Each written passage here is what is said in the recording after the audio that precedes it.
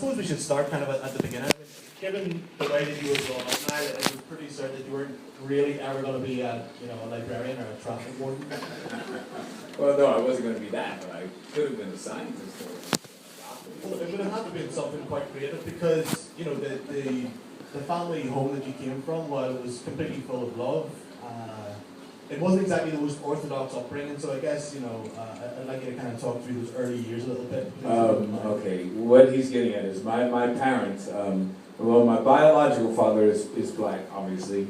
Oh, well, it could be the other way around. But what happened was my mom had just turned 13, and her girlfriend and who was her best friend, were in the other room making love, and she and my dad were just sitting there twiddling their thumbs.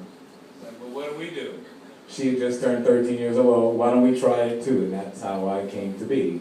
So my mom got pregnant. She only had one period and fell pregnant with me. She tried to abort me. They used to do coat hanger abortions, which were fairly violent, but I guess she didn't get, well, I'm here, right? So she messed up. She figured it out later on because she actually did it 3 times. But the father who raised me, as best as you could call it raising, was white. My stepfather and my mom married in 1959. So they were an interracial couple, white guy, black woman, in New York City in 1959. They were really hipper than you can ever imagine. I mean, hipper than hip. But they were heroin addicts. Haha, caught you with that one. So they were both heroin addicts. And as they got more into that daily dependency, they became much, how do I say it, self-centered. They were super self-centered because they had to go out and cop drugs all the time, which basically left me to raise myself. So by the time I was 7 or 8 years old, I was fairly self-sufficient and independent, other than the fact that I slept at their house and ate the food that they had laying around. But do you think that then that's almost a double-edged sword, because having to become very self-reliant very early on just gives you that kind of the key to being determined and having a drive for success and your creativity? Do you think that maybe if you had a stable home life, you wouldn't have been able to achieve what you did? In retrospect, I could surmise that was the case. I can't tell for sure, but I know that all of my brothers are completely lazy, good-for-nothings, because I've been supporting my entire family since I was 19, because I left high school and my first job was with Sesame Street, the children's television show, and I had only been playing guitar 3 years at that point, and I was a very accomplished jazz guitar player in 3 years. And once I got that job and I was making more money than my parents, they were like going, well, you got it. We'll stay home and get high, and you work and pay for everybody. So, maybe that was the good thing, that I became very, very self-sufficient. People ask me about all of the achievements in my life, because I've won a lot of awards for songwriting and this and that. The truth is, the thing that I'm almost the most proudest of is when I was 7 years old, I set the national truancy record for the United States of America. Yeah, 7 years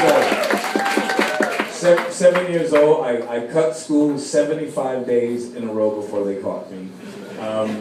And I went to the cinema for 75 days straight.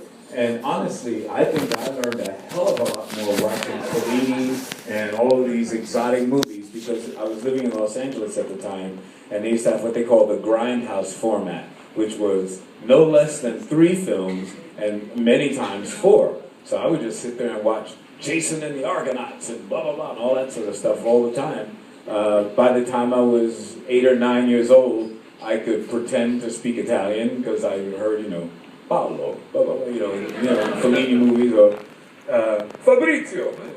So all of that sort of thing. I saw Russian films, everything. I saw Swedish movies, because they didn't have, in America, they didn't have the rating system that they had now. So if you could pay for it, you could see it. So I mean, I think that everything worked out the way that it was supposed to be. I don't think that I would have gone back and changed anything because I'm happy where I wound up. But it was tricky. It was very, very lonely for me. If you read the book, you'll see. No, very, very lonely.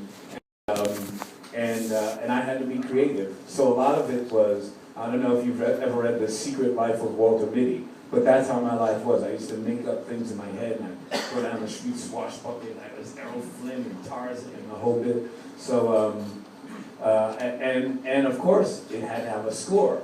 So I couldn't just go down the street going, I had to go. So I was a composer as a child, and because I was studying classical music in school, it all made sense. So here I am.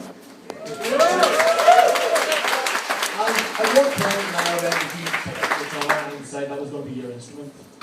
I didn't touch a guitar literally until I was about 16 years old. I was living in California with my grandmother, and she passed away.